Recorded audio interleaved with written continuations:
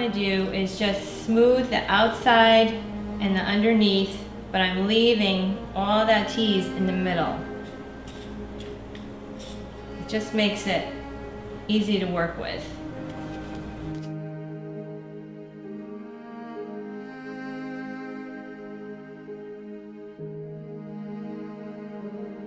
A little bit of blonde to just pop on the top of the pin curl. At least for now. I might change my mind. So I'm incorporating those ends.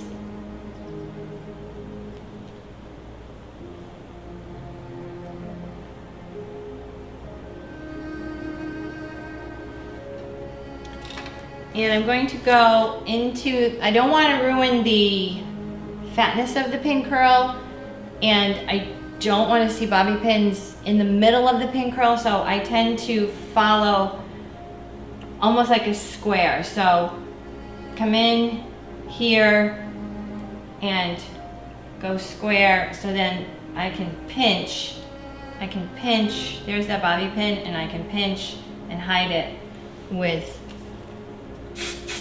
spray. So the bulk of the middle is done.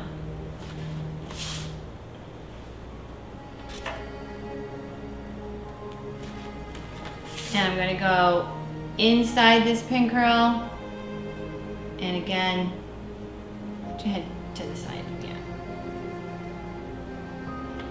Finding this scalp. Did I hit your scalp? Yeah. Okay, head up.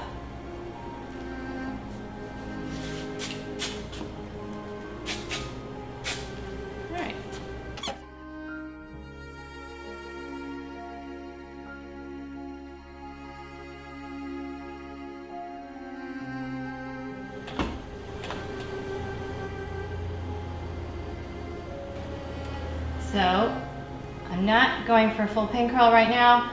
It's like a half a one, and I'm going to,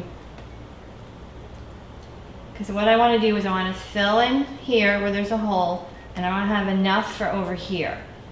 So I'm going to just bend it over. And again, I still have a couple of spare pieces of hair, but what I'm trying to go for now is symmetry right from the front.